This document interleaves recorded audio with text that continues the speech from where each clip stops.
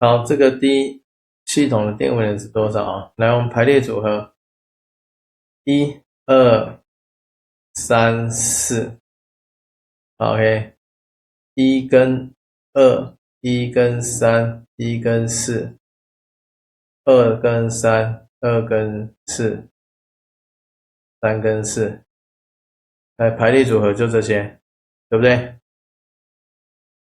好，然后呢，这个一距离是1的有4个，好，距离是根号2的有2个，对不对？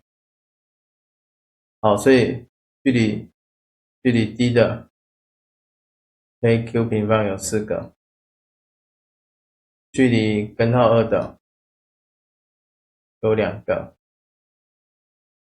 这样子。